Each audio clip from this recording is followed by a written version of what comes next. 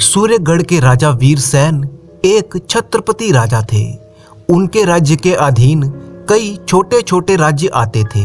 अपनी विशाल और ताकतवर सेना के बल पर उन्होंने कई राजाओं को अपनी अधीनता स्वीकार करने पर विवश कर दिया था। इतने बड़े साम्राज्य और अपार शक्ति ने वीरसेन को घमंडी और विलासी बना दिया था। उसके जीवन में केवल दो ही काम थे, या तो वो किसी अन्य राज्य पर आक्रमण की योजना बनाता या फिर किसी सुंदर नर्तकी का नाच देखता। उसके इतने बड़े साम्राज्य को संभालने के लिए उसके पास एक से बढ़कर एक वीर योद्धा मौजूद थे। इन्हीं में से एक था सेनापति सोनभद्र। ये सेनापति सोनभद्र की तलवार की ही चमक थी जिसकी वजह से वीरसेन एक छत्रपति सम्राट बन पाया था। सेनापति सोनभद्र ने सम्राट वीरसेन के लिए कई युद्ध जीते और उनमें विजय हासिल की थी। इसी बात से खुश होकर सम्राट ने अपने साम्राज्य में से एक छोटी सी रियासत सोनभद्र को दे दी थी। इस रियासत का नाम था टीकमगढ़। आज टीकमगढ़ में सेनापति सोनभद्र के महल में बहुत ही चहल पहल थी। आज उनका विवाह समारोह था। सभी लोग बहुत ही खुश थे, परंतु महल में कोई ऐसा भी था जो आज बहुत ही दुखी था, और वो थी सुलोचना। सुलोचना सेनापति के ही महल में एक दासी की पुत्री थी। उसके दुख का कारण था कि वो सेनापति सोनभद्र से प्रेम करती थी। उसका ये प्रेम अकारण नहीं था। असल में सेनापति और सुलोचना बचपन में एक ही साथ खेला करते थे। एक साथ खाना पीना, खेलना कूदना, यहाँ तक कि किशोरा अवस्था तक पहुँचते पहुँचते सुलोचना को सोनभद्र से प्रेम हो गया था और वो उससे विवाह के सपने सजोने लगी। परंतु एक दासी की पुत्री से सोनभद्र का विवाह भला कैसे हो जाता। इसीलिए सेनापति अपने माता पिता की इच्छा के अनुसार विवाह करने को तैयार हो गया। सुलोचना इस बात को सहन नहीं कर पाई। वैसे दासी की बेटी होने के बावजूद सुलोचना की सुंदरता किसी अप्सरा से कम ना थी और नृत्य कला में वो बहुत ही निपुण थी। इधर सेनापति का विवाह हो रहा था तो उधर सुलोचना दुख की आग में जल रही थी। सम्राट वीरसेन को भी विवाह का निमंत्रण भेजा गया था, परंतु वो टीकमगढ़ नहीं आए।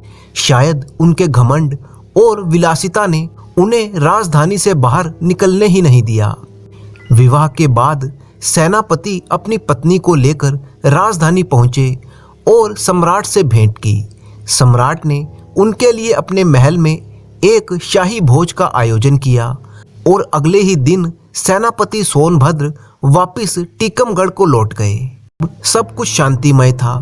तब सेनापति के महल में दासी पुत्री सुलोचना बड़ी ही अशांत थी। उसके मन में सेनापति के लिए प्रेम की जगह अब नफरत भर चुकी थी। सोच रही थी कि सोनभद्र ने बचपन का हमारा प्यार एक ही झटके में कैसे भुला दिया। मैं तो दिन रात उसी के नाम की माला जपा करती थी, परंतु उसने शादी किसी और से कर ली। वह मन ही मन में सोनभद्र से बदला लेने की बात सोचने लगी थी।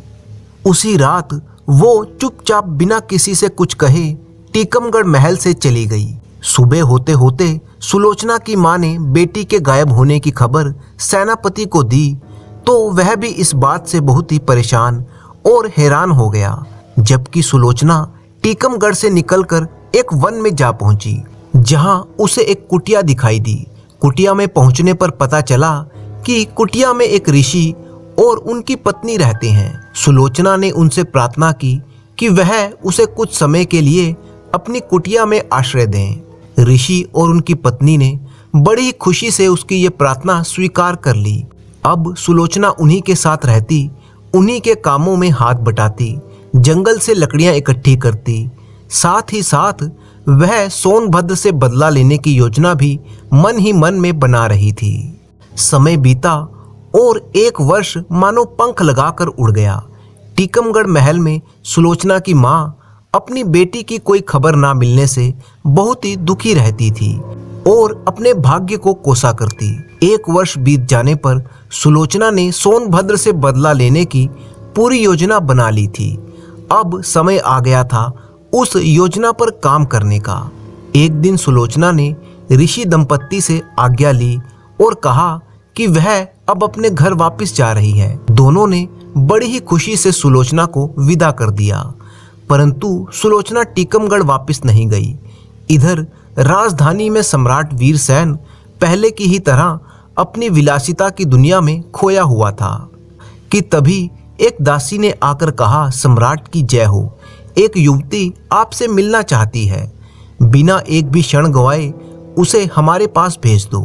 युवती सम्राट के सामने पहुंची तो सम्राट उसकी सुंदरता देखकर अपने होश खो बैठा।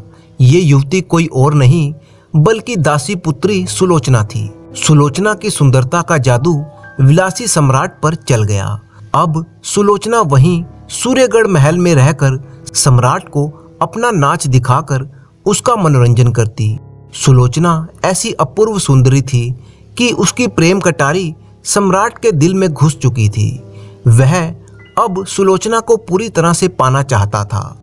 दूसरी तरफ टीकमगढ़ में सुलोचना की माँ और सेनापति सोनभद्र इस बात से अनजान थे कि सुलोचना अब कहाँ पर है और किस हालत में है। जबकि यहाँ राजधानी सूर्यगढ़ में सुलोचना अपनी भयंकर योजना को पूरा कर रही थी। एक दिन शराब के नशे में धुत सम्राट ने सुलोचना से कहा, सुलोचना, मैं तुम्हारा इस कदर दीवाना हो चुका हूँ कि मैं तुम्हें पूरी तरह से पाना चाहता हूँ। सुलोचना ने जब देखा कि सम्राट पूरी तरह से उसके काबू में आ गया है तो उसने एक प्रस्ताव रखा कि आप सोनभद्र का सिर मंगवा दें तो मैं आपकी दासी बनकर रहूंगी, आप जो चाहेंगे वही होगा। विलासी सम्राट वीरसेन ने यह प्रस्ताव स्वीकार कर लिया और कहा, मेरे पास सोनभद्र जैसे कई नौकर हैं, परंतु तुम्हारे जैसी परम सुंदरी इस पृथ्वी पर दूसरी नहीं है। वीरसेन ने सुलोचना के लिए एक अलग महल की व्यवस्था भी कर दी थी। 3 दिन के बाद सम्राट ने अपनी विशाल सेना के साथ टीकमगढ़ महल को घेर लिया और सोनभद्र को संदेश भेजा कि वो बिना किसी विरोध के आत्मसमर्पण कर दे, वरना बेवजह ही टीकमगढ़ में खून का दरिया बह जाएगा। सोनभद्र सम्राट के इस कदम से बहुत ही हैरान था, परंतु वो जानता था कि अगर सम्राट की बात ना मानी गई तो वो सनकी सम्राट टीकमगढ़ को तबाह कर देगा और वैसे भी उसकी इतनी बड़ी सेना का मुकाबला करना सोनभद्र के बस के बाहर की बात थी। सोनभद्र ने टीकमगढ़ और अपने परिवार की सलामती के लिए आत्मसमर्पण करने का फैसला किया। वो जानता था कि अगर उसने विरोध किया तो सम्राट अपनी सनक में उसके पूरे परिवार और पूरे नगर को तबाह कर देगा। हालांकि सोनभद्र की पत्नी ये नहीं चाहती थी, परंतु सोनभद्र ने उसे समझाया कि सम्राट को केवल मेरी गर्दन ही चाहिए। अगर मेरे आत्मसमर्पण करने से बाकी सबकी जान बच जाती है तो ऐसा ही सही। 2 दिन की कशमकश के बाद सोनभद्र ने आत्मसमर्पण कर दिया। उसे गिरफ्तार करके सीधा कारागार में डाल दिया गया। अब उसे सुलोचना के पूरे षड्यंत्र की जानकारी मिल चुकी थी। वह जान चुका था कि इस षड्यंत्र के पीछे सुलोचना ही है। अगले ही दिन सुलोचना को खबर पहुंचा दी गई कि कल सुबह सोनभद्र का सिर उसके पास पहुंच जाएगा। सुलोचना ने शांति की सांस ली, सोचने लगी, अब प्रेम की प्यास बुझ गई। उसने मुझे तुच्छ समझकर ठुकराया था, अब मैं उसके सिर को ठोकर मारूंगी। सोनभद्र ने मुझे तुच्छ स्त्री समझा, परंतु ये विचार ना किया कि एक स्त्री पूरे राज्य को तबाह कर सकती है। सुलोचना जोर जोर से हंसने लगी, परंतु उसकी हंसी में बदले की भावना छुपी हुई थी। तभी उसके मन में विचार आया कि मरने से पहले एक बार सोनभद्र से मिलना चाहिए। उसकी दुर्दशा को देखकर मन को शांति मिलेगी, वह सहायता के लिए गिड़गिड़ाएगा और मैं गौरव से सिर ऊंचा करूंगी। इतने में सम्राट वीरसेन आए। सुलोचना के मन की इच्छा पूरी हुई। कुआं खुद प्यासे के पास चलकर आया था। सम्राट ने देखा कि सुलोचना की सुंदरता फूट फूट कर निकल रही थी। हंसकर बोला, कहो कैसी तबीयत है? जी आपकी दया से कुशल है। तुम्हारी चीज तुम्हारे पास पहुंच जाएगी। मैं आपकी एहसानमंद हूँ, परंतु एक प्रार्थना है, आशा है कि आप स्वीकार करेंगे।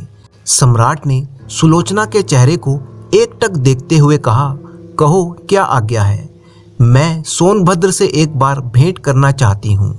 कल सुबह से पहले एक बार भेंट करने की इच्छा है। सम्राट ने सोचा कि चिड़िया जाल में फंस चुकी है, अब कहाँ जाएगी। जरूर ये सोनभद्र को चिढ़ाना चाहती है, इसमें कोई हर्ज की बात नहीं है।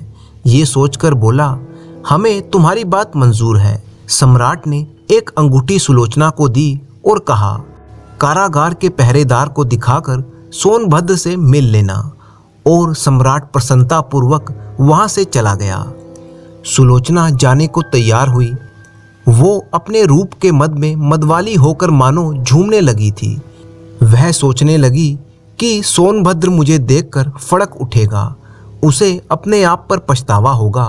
मैं सोनभद्र के घावों पर नमक छिड़कने को जा रही हूँ, उसे अपनी सुंदरता नहीं दिखाऊंगी।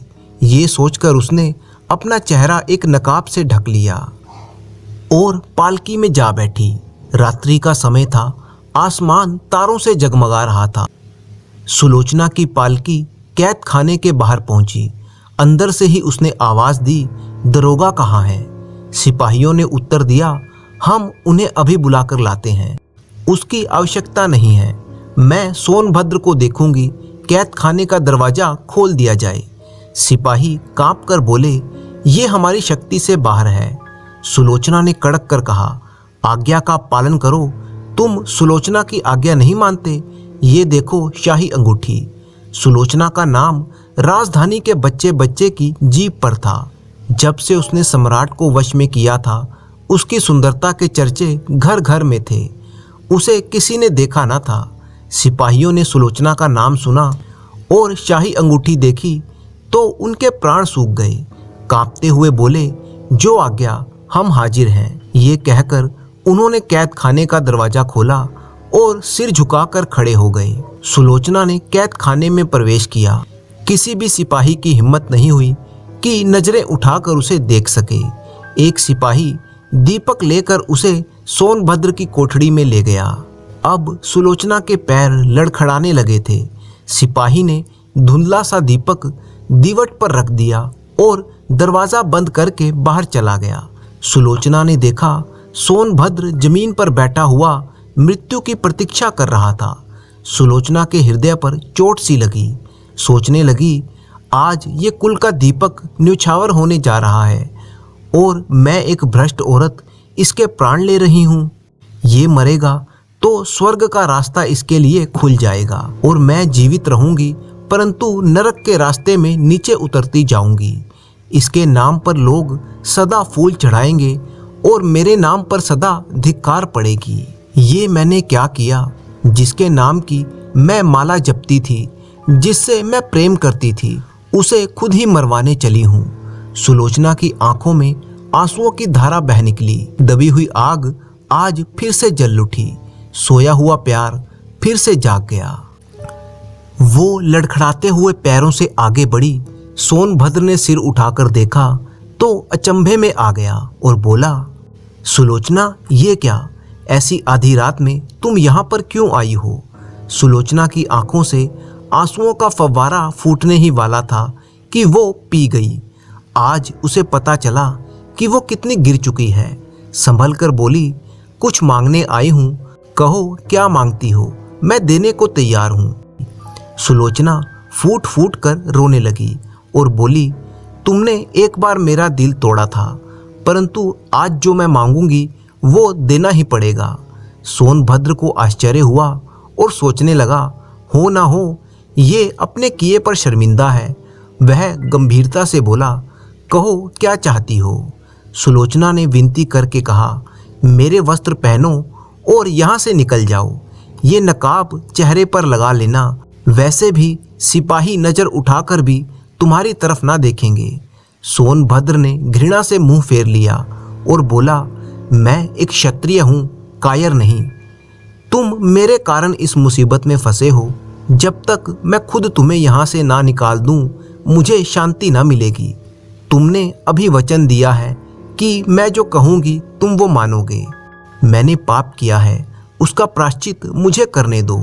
स्त्री का अंतिम शस्त्र रोना होता है। जहाँ सब यत्न व्यर्थ हो जाएं, वहाँ ये युक्ति सफल हो जाती है। सुलोचना का रोना देखकर सोनभद्र कुछ नरम हो गया और बोला, मैं अगर निकल गया तो मेरी मुसीबत तुम पर टूटेगी। तुम मेरी चिंता मत करो, मुझे बिल्कुल भी कष्ट नहीं होगा। मैं सुबह होते ही बड़े आराम से छूट जाऊंगी। सुलोचना ने झूठ बोला था, परंतु अपने लिए नहीं, दूसरे के लिए। सोनभद्र ने विवश होकर उसके प्रस्ताव को स्वीकार कर लिया। जब उन्होंने वस्त्र बदल लिए तो सुलोचना ने कहा, ये अंगूठी दिखा देना। सोनभद्र सुलोचना के वस्त्र पहनकर कैद खाने से निकल गया। सिपाहियों ने आंख उठाकर भी उसकी तरफ नहीं देखा। सुलोचना चुपचाप कंबल लपेटकर लेट गई। कुछ देर बाद कोठरी का दरवाजा खुला। दीपक बुझ चुका था। जल्लाद हाथों में तलवार लिए हुए अंदर आया। अंधेरे में उसने देखा कि कैदी सो रहा है। उसने कंबल सरकाकर सुलोचना के गले पर छुरी फेर दी। सुलोचना जिसकी मृत्यु का आनंद मनाना चाहती थी, उसके लिए ही अपने प्राण न्यौछावर कर चली। प्रेम के खेल निराले ही होते हैं। पिछले पहर का समय था। उषा काल की पहली किरण आकाश से फूट पड़ी।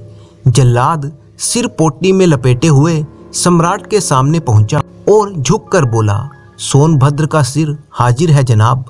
सम्राट ने कहा, कपड़ा हटाओ। जल्लाद ने कपड़ा हटाया। एक बिजली सी कौंध गई। सम्राट के होश उड़ गए। सोनभद्र का नहीं, ये सुलोचना का सिर था। सम्राट बहुत ही हताश हुआ। सुलोचना के प्रतिकार का ये कैसा हृदय भेदक दृश्य था। ये समाचार टीकमगढ़ पहुंचा तो सबको बहुत ही दुख हुआ। सोनभद्र कई दिनों तक रोता रहा। टीकमगढ़ महल में एक मंदिर बनवाया गया और उस पर सुलोचना का नाम लिखवा दिया गया। आने वाले कई वर्षों तक लोगों को इस भयंकर पश्चाताप की याद रहेगी।